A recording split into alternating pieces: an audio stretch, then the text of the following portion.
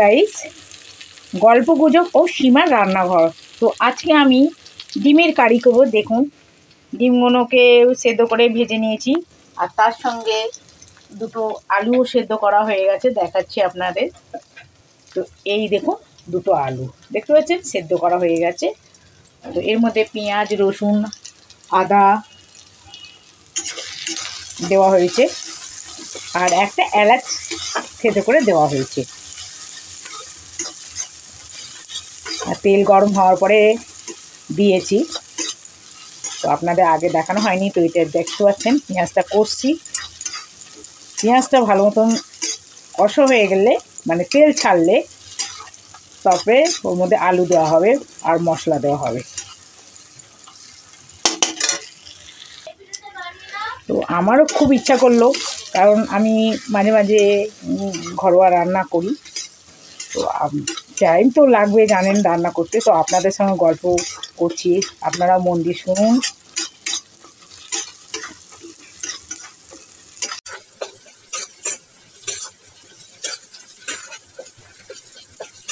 টমেটোগুলো একটু ভালো মতন হবে, দেখতে পাচ্ছেন। এই ডিমে এলাচ দেওয়া আছে, এরপরে মশলাটা দিয়ে দেওয়া হবে।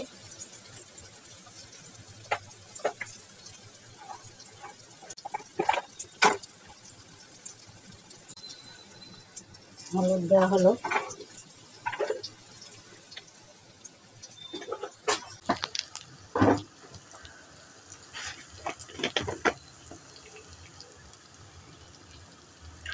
লঙ্কার পরিমাণ মতন দিয়েছে, ঝাল যেরকম খাবেন সেরকম দেবেন। আমরা একটু বেশি ঝাল খাই, তাই ঝালটা দেওয়া হলো। এরপরে একটু জিরে গুঁড়ো দিয়ে দেবো। জিরে গুঁড়ো এই 1 চিমটি মতন দিয়ে দিলাম।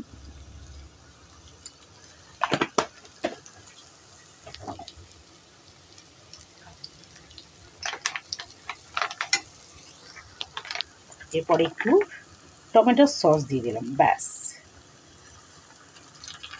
কিষান টমেটো কেচাপ,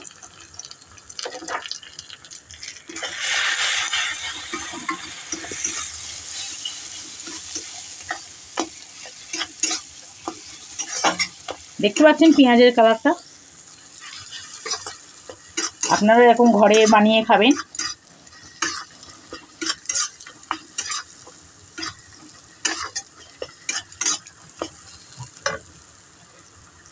কালারটা খুব ভালো লাগছে।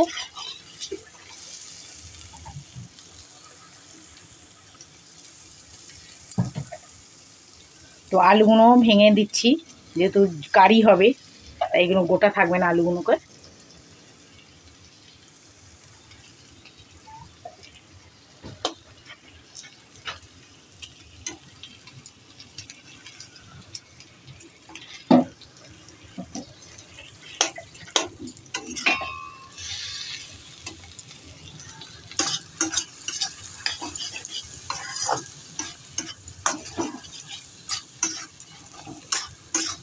দেখতে পাচ্ছেন আলুগুলো দিয়ে একটু নাড়াচাড়া হচ্ছে। নাড়াচাড়া হয়ে গেলে তারপরে জল দেবো সামান্য।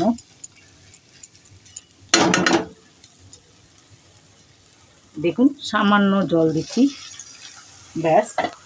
এখন সামান্য জলটা এই কারণে দেওয়া হলো, যে মশলাটা দিয়েছি সেটা কষা হয়ে যাবে।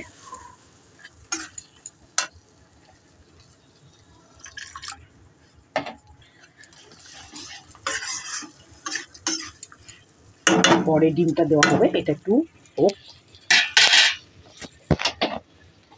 চাপা দেখুন,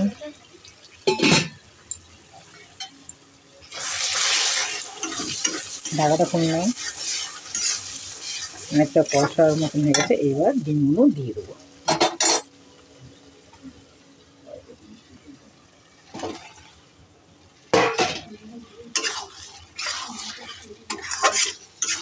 এরপরে জল দেবো, জল দিয়ে ফুটেলে হয়ে যাবে আমাদের ডিমের।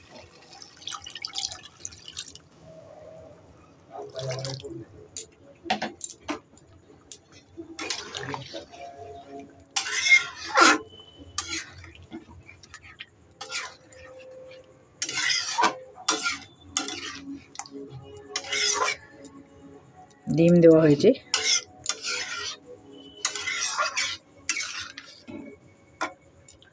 তো এটা ফুটে এলেই আমাদের ডিমের কারি হয়ে যাবে।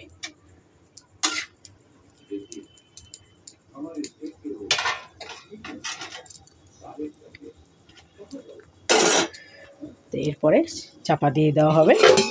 এবার হয়ে গেলে আপনাকে দেখাবো। এই চাপা দিয়ে দিলাম, হয়ে গেলে আপনাকে দেখানো হবে। দেখতে পাচ্ছেন আমার হয়ে এসছে ডিমের কারি। দেখছেন ডিমের কারিটা হয়ে গেছে। তো এখানেই রাখছি। টাটা, এখানেই রাখছি। Tata, bye bye. তো আপনারা লাইক করবেন, শেয়ার করবেন, সাবস্ক্রাইব করে নিচে বেল আইকনটা টুক করে টেকে দেন গল্পগুজব ও সীমার রান্নাঘরকে। তো এখানেই দেখুন রাখছি। Tata, bye bye.